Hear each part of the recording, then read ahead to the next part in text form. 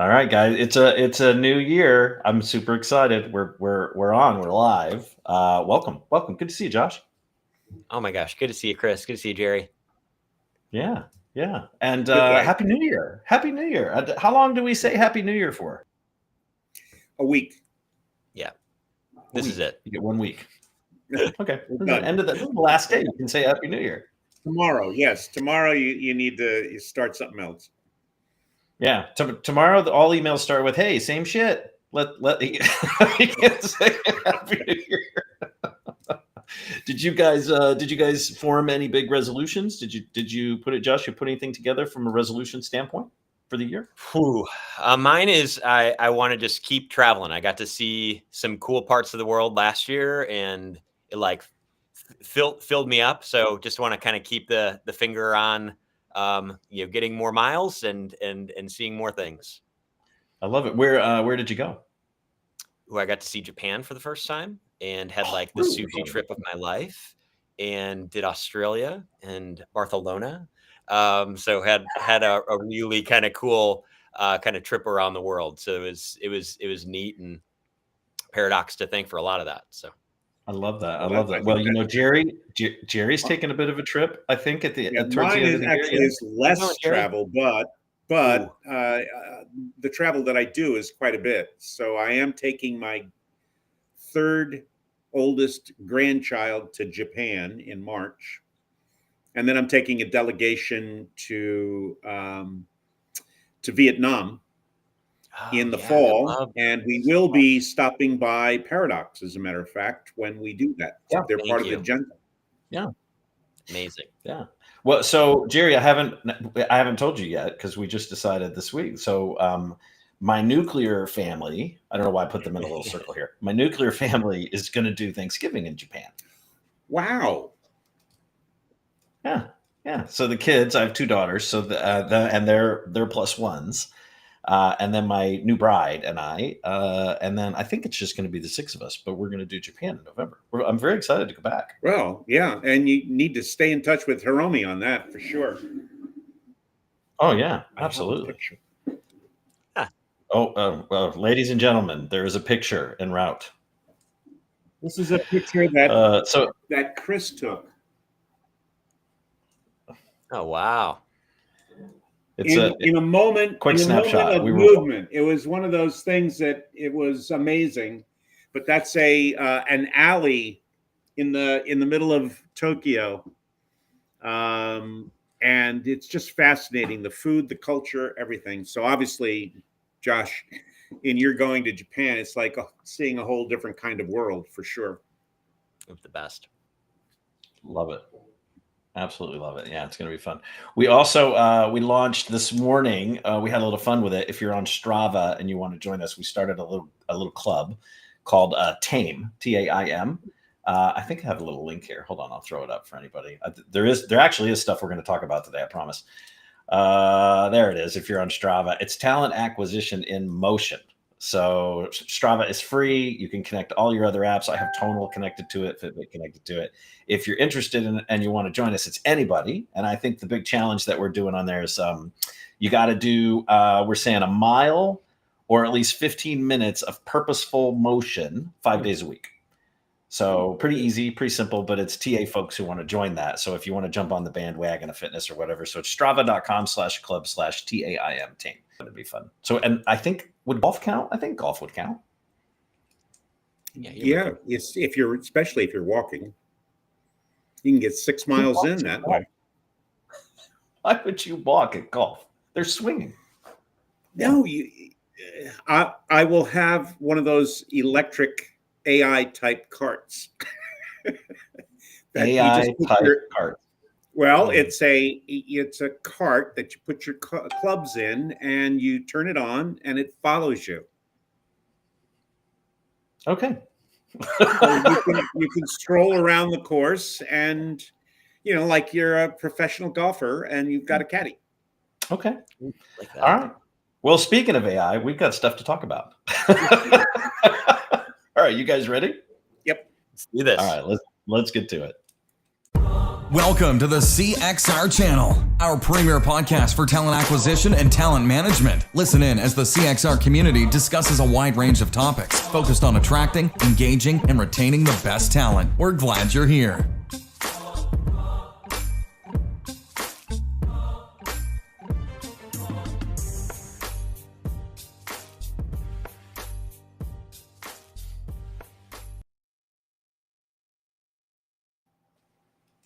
All right. What do you think, Jerry? You think we need a new intro for the new year? I'd like to see one. Yeah.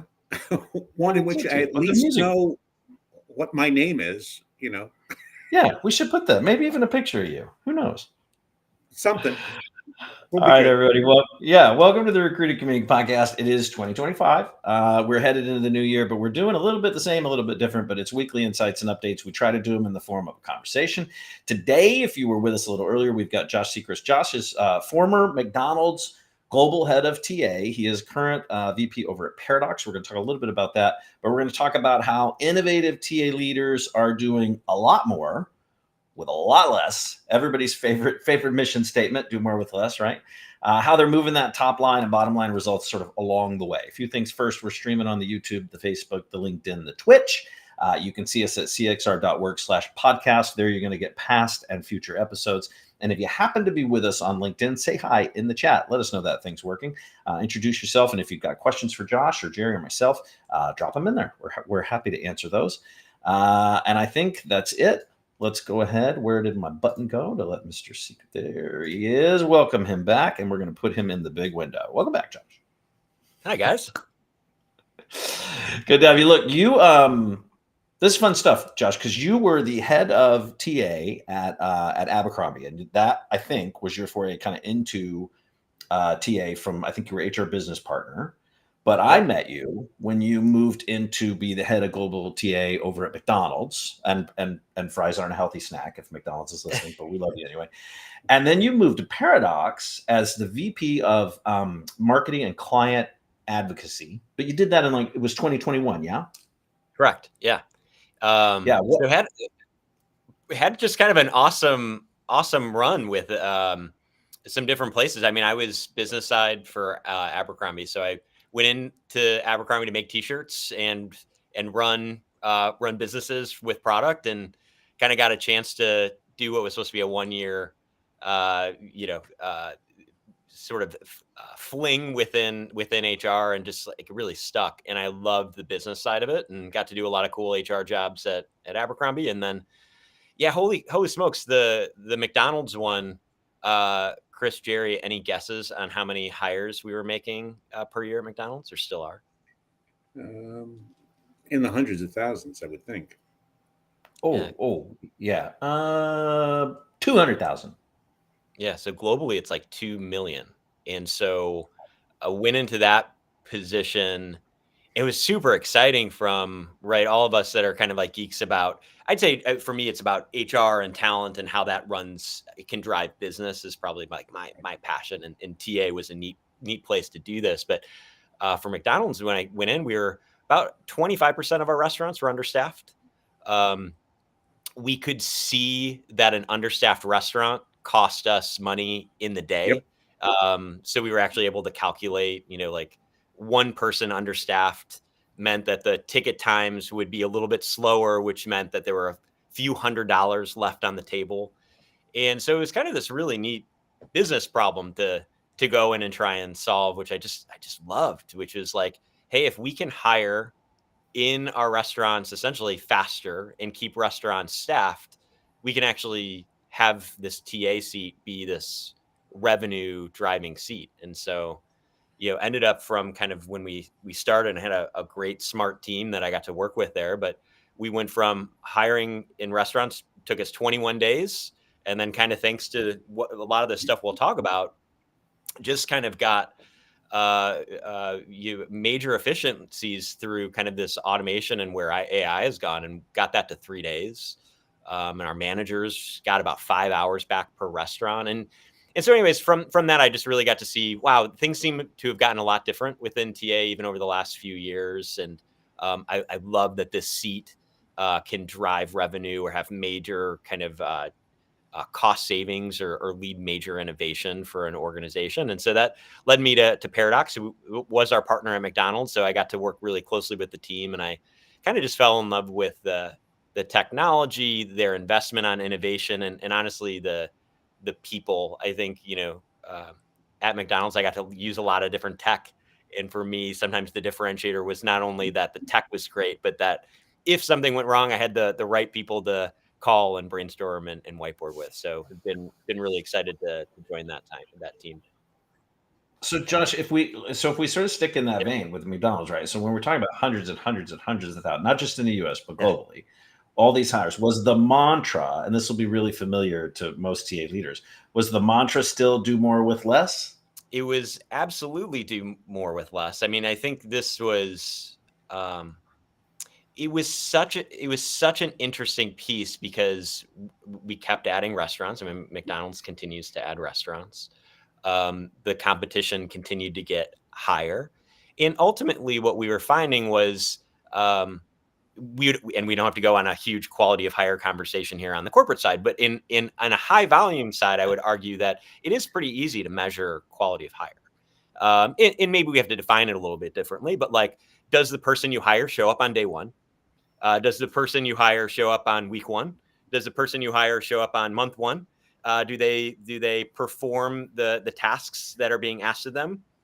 Do some of them get to be managers down the line? Right? You could start to have a little bit more metrics. So, anyways, what we were finding was, if we could not only hire fast, but if we could hire well, we could do a lot more for the business, and frankly, spend a lot less on kind of that infrastructure, right? If you had somebody who started in the business and they left a restaurant within 1 week, technically we lost money on that hire. So the more people that could work for a couple months, hopefully way more than a couple months, but work and contribute, so their contributions were higher than their costs, then we were not only hiring more, but we were spending less and we were hiring faster. So there were all these just kind of like really neat unlocks when you have that amount of data at your disposal and that amount of like hiring value. And so I just got really excited about that. And now in my Paradox role, just getting to see so many of these organizations where, I think the natural form of a TA leader, and I think what we're all accustomed to, is kind of every year, no matter if our business is growing or not, our budgets, this is, I think the running joke is our budget always declines 3 to 5%. And I think instead of fighting that throughout my career, I kind of leaned into it. And maybe the thing that was the light bulb moment for me is, hey, if my budget's going to drop 3 to 5% every year, and my hiring demand or overall productivity of my team is going to have to go up 5 to 10% each year, new initiatives, more internal hiring, X, Y, and Z, I can't just think about this on like a year-to-year basis. I had to get ahead of it. And so I think that led to maybe some more strategic thinking about 3-year plans and 5-year plans in TA, and how am I going to structure team and technology and automation to essentially ensure that I never got to a place where I was doing less with less, which I think I figured out would lead me to being more of a customer than a employee. Yeah. So Josh, outside of bringing in, let's say, technology partners, right, or solution partners, right, and you've led TA functions at a pretty global scale, what strategies have you found most effective for significant results with fewer resources? So how are you doing more with less? And I love the advantage of having all the data, right? All the data, all the information, all those numbers. But what would be an effective strategy that you'd say, like the top one that sort of floats top of mind when we say, how do you do more with less, if it's not about just kind of signing a contract with a big partner? Yeah, I actually wouldn't sugarcoat that one in this era we're in, because I would say the biggest progress we've made over the last 5 years, and this isn't to say there are lots of cool other innovations, but like automation has disrupted really firmly our budgets within TA. And where it's disrupted, I would split TA. We could have conversations about how to split TA, but let's just put it super simply, which would be, how much has automation disrupted distribution centers, packaging facilities? Think of like the FedExes, Amazons of the world. Well, totally disrupted it. 5 years ago to now, totally different. Sure. We're seeing that be 100% automation. So to your question on like, what are the other things? It's like, no. In that world, it's automation. If you're not automating, you're pretty far behind. And we're seeing FedEx, they're hiring in 10 minutes. That wasn't the case even 2 years ago. You then have this middle bucket, which is, let's call that frontline, high volume, however we kind of want to talk about it. But like, they're automating probably 95% now of that workload. It went from 21 days to hire, 3 days to hire. Now people are doing it in 2 days to hire. Most people are only touching the candidate when they're sitting across from them in a face-to-face interview, right?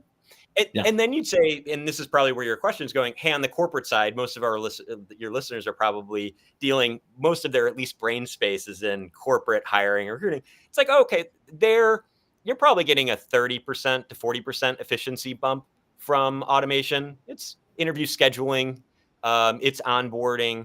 And so there, I would say I spent a good amount of time on the right few partners that could deliver cost savings ROI that I could feel comfortable reporting to my CFO.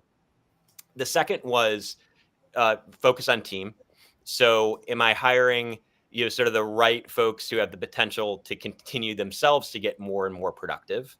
Yeah, year one, they're filling 40 roles, but year two, they're filling 50 roles. Year three, they're filling 75 roles and can potentially manage a team.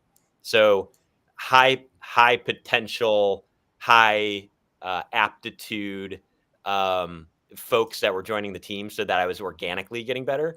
And then, man, I'm maybe not in my personal life, but in work life, like I obsess over operations process details because it's so fun to measure and it's so fun to see where you can kind of continue to get more efficient. And so, this is now probably a dated tactic, but I mean, like we really carved out sort of that TA operations team that did great stuff, like, constantly looking at reporting on data, constantly looking and refining our tools. And that was one of the best investments and something I'm still an advocate for because it just had eyes that were always on it versus just like a glob of recruiters. When I it's I was going to say, when I hear you, the critical component to me is linkage between what you're doing, what the work is, and its impact on the company's bottom line.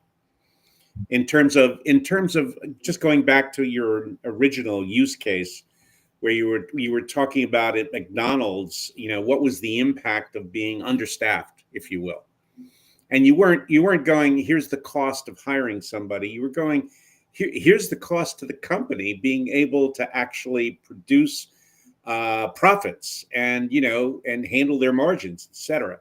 So it happens that the TA has to be able to make that linkage, not to what it costs to hire somebody, but who is it that we're hiring? What are they doing, and how does that impact our bottom line?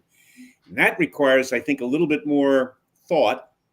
And energy, because then you're looking into what can we automate? How do we re-engineer the job to get greater efficiencies from automation, et cetera? I think that's to me that's the fascinating challenge for how TA needs to pivot with HR to study those pieces and then go find the solutions. But I think, Jerry, you raise a really good point too, but you also bring back a topic that kept coming up last year is how can TA better partner with like the C-suite? So Josh, you said it, like when you're presenting the numbers to the CFO, like we have another TA leader who they have this set of people planning, like worksheets and planning sheets, and nobody gets to add any recs that go outside of those bounds until the CFO approves it. It's a hard set rule. And I think a lot of TA leaders don't have that relationship or don't have that sort of partnership established in the organization to be able to make that kind of impact yet. Yeah, it was one of my favorite relationships was sort of that CFO or your like key business partner. And I'm fortunate to have that at Paradox too. Because I just think you learn so much by thinking more like a finance person and CFO. And I think it tweaked how I brought tech forward. It really tweaked a lot of my approaches. And I do think you have to kind of bifurcate how you think about these different roles. Because like one of the unlocks for McDonald's was speed. We needed to hire fast. so that our customers could get their orders quickly. And, that prevented turnover, that gave managers time back. So is speed. In corporate, I think for a lot of our positions, we would say, I do not care if you hire that chief marketing officer 40 days sooner. I want the best damn chief marketing officer we can go out and find. And because ultimately where the revenue is going to come from is the best person coming up with amazing ideas, however we define best within our organization. And I think that scales. I think that scales down the org chart too, right? From a speed and quality standpoint, for sure. Mm-hmm.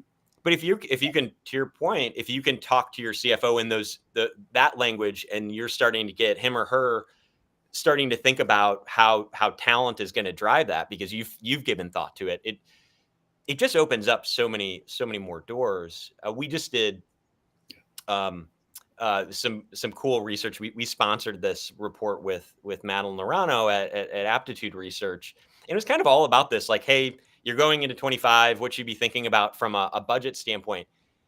There are a couple like just data points that I found so interesting. I mean, like one was similar. What we were talking about was just like your budgets probably are going down next year, and it's not just you. But 64% of TA leaders are saying their budgets are going down from that report. 32%, you'd find that 33%, this is fascinating, feel like the budget they already have. So 64% think it's going down, but 33% feel like it's being wasted today anyhow. So it's inefficient. So that's interesting. And then only 62% of them don't feel confident about building even a business case to go and ask for more, or to go and purchase something. So you're kind of just seeing this interesting, not only tightening of the pocketbook, but maybe, I guess where I'm excited is like, hey, however we can help kind of build the skill set of being able to go and talk to a CFO, because maybe the last piece here on this, like the business case, that I think was always an eye opener, is there's a huge difference between you finding something or figuring out sort of a way to innovate within your team, whether that's hiring a new person or a specific marketing tactic or bringing on automation. There's a big difference between you saying, okay, I think this is going to have the best return for me. I'm going to use the dollars I already have available. I'm going to shift some things around. I'm going to sacrifice X, Y, and Z because I think A and B are way better and they're going to ultimately bring more productivity. There's a huge difference in that versus not doing any research on your current budget, or not kind of digging or moving things around and just saying that's set. Yeah. I'm going to go to my CFO or my VP of finance and ask for $50,000 to buy this new thing. I think that second piece leaves you pretty vulnerable unless you've done sort of all the picking up of the rocks in the first piece. If you can say, hey, I think we should go and buy this. It's going to cost us $100,000. I'm actually going to take my $200,000 of job advertising spend. I'm going to cut that by 100, and I'm going to pay for it myself. And I commit to you that I'm going to, kind of share how that performed. That's a much bigger winning tactic, because this thinking like a CFO, as soon as you go to hey, I'm going to ask for more money. Well, you're not just competing against yourself. You're not just competing against a positive value business proposal. You're competing against every single other request for money in the entire company. And so now, do you have a better business case than the marketing team that's asking for X or Y? Right? Yeah, your last, and for those who are listening and not watching the URL, if you want to grab that report, we threw it up on the screen. It's paradox.ai/report/ and there's dashes. The talent acquisition, easy enough for you to find, but it's the -talent - you get it. It's on the screen. But what's kind of an eye bug moment for me, Josh, is you're talking about that last stat of how many TA leaders don't feel comfortable or that they have the capability to go in and at least have the conversation to ask for more money. Like that's a problem. I mean, just shrugging and saying, well, that's all the money I've got. Like there's a gap there. Yep. And I think probably part of that is how we have been taught to approach business cases, is sometimes around like, what are the operational benefits that are going to come from this thing that I'm going to buy? So you're going to prove flaw it. one. Yeah. So flaw one is, hey, I'm going to ask for more money incrementally versus I'm going to scrap and figure out the things because I believe in this so much. I think that's part one. But part two is, and this is where I work with our clients a lot, is like, don't buy, let's use tech. Don't buy tech unless it's going to save you money or drive revenue for you. Don't do it. If there's a it's got to help move you towards a KPI, right? Yeah. Well, and I'd say not. Yeah, we have a little bit of lag. Sorry, like, even break down the KPI. I mean, a KPI that matters to the business, not just that matters to TA. Yes. And so that is, you will save money, you will make money, you will potentially save time. But if you are going to make the argument that you're going to save time, how does that time then translate into saving or making money?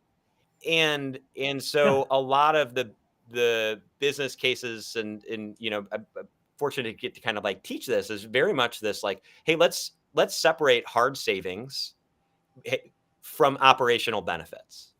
And I think if you lead with hard savings when going with your CFO, hey, this piece of tech is going to cost me $500,000. However, I'm going to reduce this by 250. I'm going to reduce this by 200. I'm going to reduce this by 50.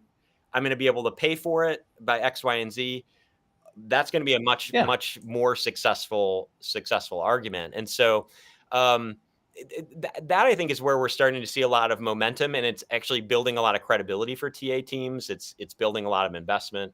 Maybe my last piece for credibility from like building credibility within the McDonald's front is like, our C-suite got pretty invested in time to hire and staffing levels because we were able to articulate the direct line to revenue generation, cost savings, and like hour savings. And that felt very different and empowering because it felt like we were part of it. That's so key. Yeah. Yeah. Oh, sorry, Jerry. I thought you were going to say, yeah, I would agree. I think when you figure out how to have that conversation to proof that investment, I think that's a game changer. I really think that's a big game changer. And from a game changing standpoint, Joshua, I would say, and I'm going to shift gears a little bit here. Yeah. So, and first I want to say, go grab the report. We'll put the link on the post where we've got this forum. We're big fans of Madeline, so we love the homework and the research that she does. And I'm glad you guys partner with her to do that. I can't wait to go through the details of that. But would you agree or disagree? I think in 2024 and coming out of 2023 and 2024, I think the biggest impact to the biggest disruption in talent acquisition was proficiency of scheduling. This was for those who sort of broke the code. This was such a game changer for so many organizations to be able to automate a lot of that scheduling and get ahead of that, and to the point where it freed up headcount and they could reassign sort of those talents or bring in different talents to the board. But would you say that the automation of scheduling do you think that was kind of one of the biggest impacts from an automation? I'm not going to say AI for scheduling, but from that standpoint within the industry? Wow, I really love it because it drills down from just saying like, hey, automation. It's like automation of scheduling. So I'll double click on it. I'd agree. Because go back to those three buckets of people that are probably, our brain space is on. So the automation of really clean, fast scheduling in the distribution center world. I mean, that has now fully allowed for people to be hands off, to 100% automate. But that's usually the trickiest part, right? Getting someone like moving through the process. Similar for this frontline space, by being able to, when you observe those types of businesses in their hiring process right now, when someone applies in a high volume job, they're typically, this is like Indeed data, they're usually applying to 15 different jobs at the same time. Makes sense, right? I'm gonna now it's 215. But to your point, Chris, it's it's not who they necessarily apply to. That's going to win. It's who gets back to them first with a scheduled interview. So it's super disruptive within this frontline space because you're seeing people apply to 15 jobs, and then one or two of them within that minute, even if you applied at 3 a.m., are getting a response back that says, hey, Jerry, I like you. I'd love to see you. Are you open to come in tomorrow morning? And how does that feel, Jerry? That feels pretty good, right? Like I know they want me. I know they want to talk to me. That's probably going to be the group I go with. So how much that shook things up within this frontline space, I think is one of the key reasons why it's shifted 21 days to 3 days. And then on the I think corporate that's side, true for the high volume, lower level positions. I think it's going to be equally valuable for the more professional ones, but we're going to have a different approach to automation in how we collect data around that when we do it. Yeah. And that's still to come. In that, Jerry, though, it's fascinating on at least some of that disruption that's there, because the scheduling technology is now so sophisticated. You can do multi-prong, you can do group interviews, you can do international interviews, and basically the AI is able to match all those, take care of all those, nudge people when their schedules are kind of back to back, especially executives. Yeah. You can do university hiring through this automated scheduling. So there's so much of that is just, it's taking that 10% or 20% of that, like almost your internal follow-up off of folks' plates. And it's like, oh, great. Even if you get 20 or 30% back for your recruiters, or maybe don't need as many administrative assistants doing some of that stuff. I mean, that's a great amount of focus and like human attention you get to each one of your recs now. Right. Oh yeah. And I think that's been a fast follow tech. Like, I think a lot of leaders now are really looking hard. They were aligning budgets last year, towards the end of the year. And now they're really looking at those investments, right? To really impact that resource optimization piece, right? That we talked about, more with less. And they're trying to figure out how to reassign those dollars. And I really think that, like, FedEx has an amazing story. McDonald's, of course, has an amazing story, sort of the trailblazers in that space. So I'll ask you now, put you on the spot a little bit. What's next? Like, what trend or change do you kind of anticipate is going to define how our TA leaders approach that resource optimization in the next, I won't even say this year, let's just say in the next 2 years? Like, do you see another wave, another shift of sort of either an automation or AI kind of coming, and those cutting edge folks like a FedEx or McDonald's, do you think they're going to latch onto something like that? Yeah. So this one, I'll zag again. I would say this idea of segmentation is going to just kind of keep doubling down. I think for a long time within TA, it was like, oh, I'm recruiting, my teams and it was like, oh yeah, but I mean, how your retail team is recruiting is different than your distribution center, is different than corporate, is different than your university program, is different than exec. The problem was we were all on this one ATS, and you kind of had to program it a certain way. And now the new technology is just so much more flexible, so we can figure out where to automate in the right ways in each one of those kind of different components within our umbrellas that we serve. So I'd probably just double down on this, like, from a maturity curve, still early stages of segmenting our populations and then putting the right amount of automation in there. So I think that's going to be really exciting over the next couple of years. I think that's going to save a lot of companies a lot of money. I think it's going to speed up some parts of the process. And then what I'd add on is, I actually think corporate hiring is about to get like way more sophisticated. Like, in our most valuable roles, I think those will get really kind of drawn out, isolated. And I think the process that a lot of top tier companies are going to use will probably also be a little bit more drawn out. Yes, we can automate a lot, but the focus is going to be on quality. Because we've got some time back, we're going to spend more time with the very best candidates to woo the Chris Hoyts of the world into our company. And maybe that means a 3-month or 4-month process with more projects, etc. But the reason we're doing it is we're going to be willing to pay a little bit more, or a lot more. And we're going to test the skills where AI can't be leveraged to supplement. So they're getting the very best people, and we're going to take a little bit more of our time because we've got it. We've got the time now to be able to do that. I hope that's true. I hope you're right, and I hope it's not just more with less, more with less, more with less. I mean, one of the lessons I learned when I first was given a budget is never be under budget. because every time you're under budget, they just take that back. It's always be enough of a percentage over budget that it doesn't impact your bonus. Yep. Like that. Because then next year you get a little bit more and they edge that. But I hope you're right. I hope that as an industry, we do take that time back and use it meaningfully, not just try to jam more stuff in. I think one of the keys to being able to do that is going to be automating the top of the funnel from an interviewing point of view. I think our ability to collect data differently than we currently do, which is asking people to fill out frickin' forms, is going to be a waste of time, because all of the answers on those forms are going to look alike. They already do. And so because the candidates, they're ahead of us in their use of AI to make what they do look like what you're asking for. So I think it's going to be a different approach to how we collect data from candidates, and we need to be able to automate that as part of a kind of an interview feel that they've gotten up to bat. And I think in the next couple of years we'll do that, and if we can, then that provides extraordinary amount of time now to make sure that humans can identify and isolate just what you were talking about, Josh.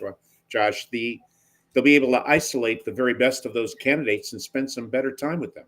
I think it's going to come down to Josh's earlier point. I think it's going to come down to the leadership and the partnerships and the direction kind of they go to try to take advantage of those new efficiencies. But I mean, that's kind of the tale as old as time, right? That's just kind of what we've been dealing with for 30, 40, 50, 60 years doing this.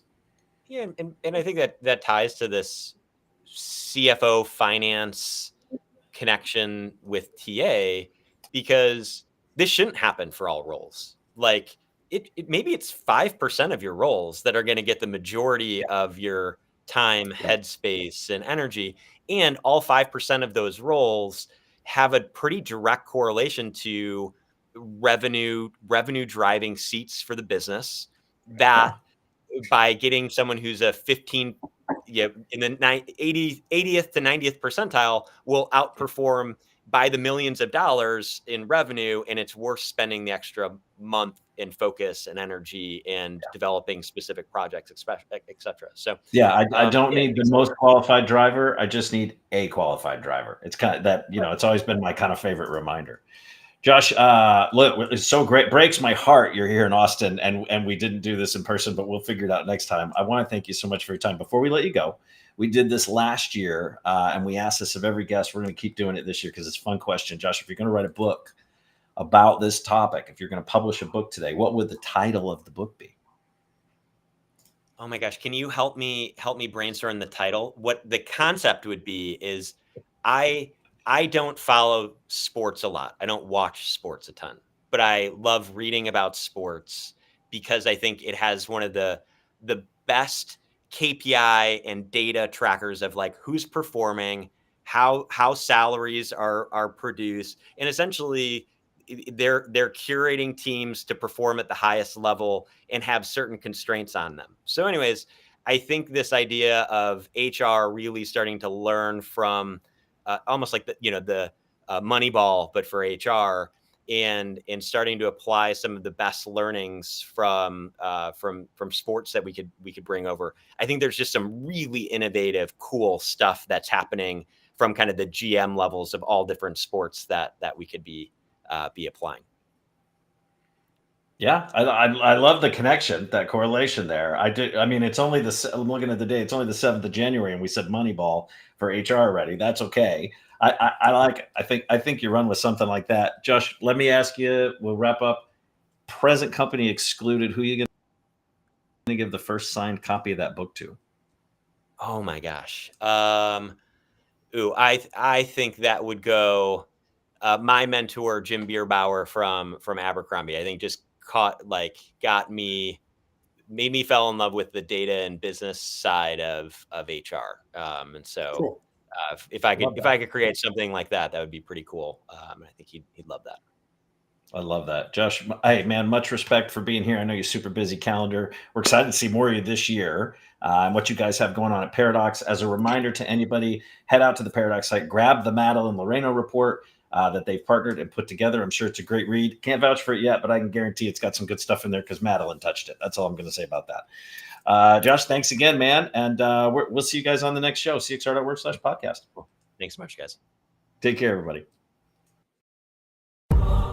Thanks for listening to the CXR channel. Please subscribe to CXR on your favorite podcast resource and leave us a review while you're at it. Learn more about CXR at our website, cxr.works, facebook.com and twitter.com/careercrossroads, and on Instagram @careerxroads. We'll catch you next time.